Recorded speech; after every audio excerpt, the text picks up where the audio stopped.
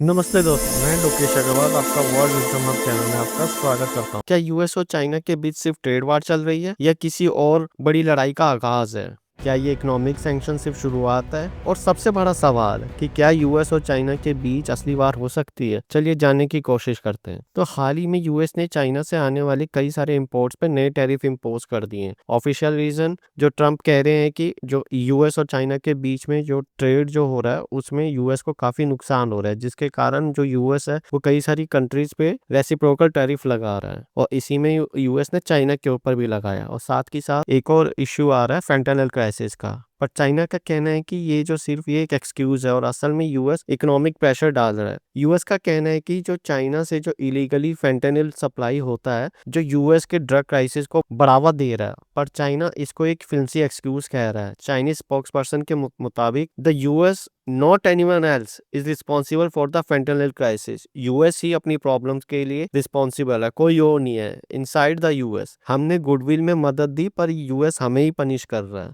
तो अब सवाल उठता है कि क्या ये टैरिफ सिर्फ इकोनॉमिक प्रेशर है या एक नया जियोपॉलिटिकल कॉन्फ्लिक्ट की शुरुआत है? क्योंकि जो ट्रम्प है वो रेसिप्रोकल टैरिफ्स लगा रहे हैं और अभी आने वाले टाइम में 2 अप्रैल को फिर से वो इंडिया पे भी टैरिफ लगाएंगे और चाइना पे भी लगाएंगे और हो सकता है और सारी कंट्रीज पे भी टैरिफ्स लगाएं। तो दोस्तों सबसे बड़ा जो टेंशन है वो ये बढ़ गई है कि जब चाइना ने खुलकर ये कह दिया कि अगर यूएस किसी भी तरह का वार छेड़ना चाहता है तो चाहे वो टैरिफ वार हो, ट्रेड वार हो या एक्चुअल वार हो, चाइना उसके लिए तैयार है। Intimidation does not square us, bullying does not work on us. अगर यूएस प्रेशर टैक्टिक्स यूज करेगा तो ये गलत कैलकुलेशन होगी, ये चाइना कहता है। चाइना का कहना है कि अगर यूएस सच में फेंटेनल इश्यू सॉल्व करना चाहता है तो आइए बैठते हैं टेबल पे और इस प्रॉब्लम को सॉल्व करते हैं, टू इक्वल टर्म्स पे बैठकर बात करेंगे। पर अगर प्रेशर और सैंक्शन लगाते रहोगे तो चाइना भी रिटेलिएट करेगा। और अब सिर्फ ट्रेड सैंक्शन तक की बात नहीं रह गई है, चाइना ने अपने डिफेंस बजट को भी अग्रेसिवली इंक्रीज कर रहा है। वहीं पे जो ट्रम्प है उसका कहना है कि फिजूल खर्ची कम करो और वो अपने जो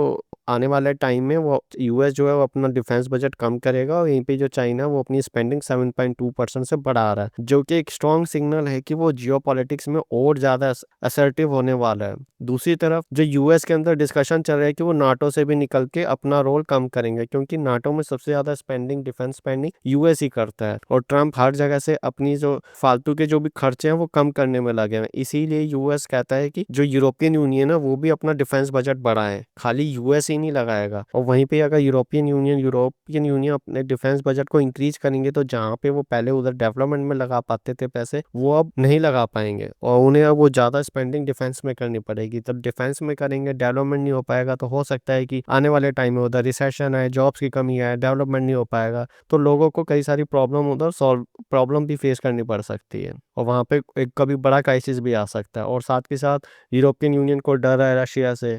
यूरोप को कौन बचाएगा आने वाले टाइम में जब यूएस चला जाएगा नाटो से निकल के?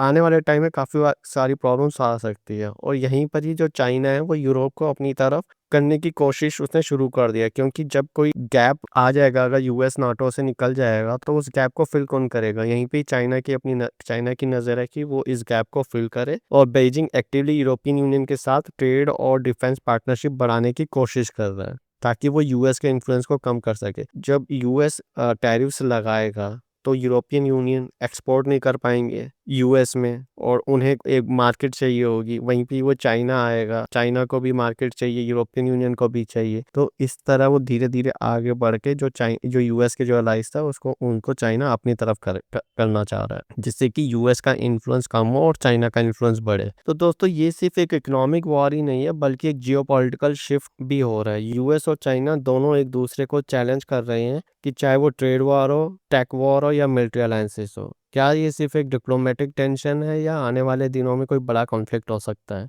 आपके थॉट्स क्या है? क्या यूएस और चाइना के बीच में ज़्यादा टेंशन बढ़ने वाली है? क्या यूरोप चाइना किस साइड पर जा सकता है? कमेंट्स में अपनी राय जरूर लिखिए। अगर आपको ये वीडियो पसंद आए तो प्लीज़ लाइक, शेयर और सब्सक्राइब करना ना भूलिए। मिलते हैं नेक्स्ट वीडियो में, तब तक के लिए bye and thanks for watching.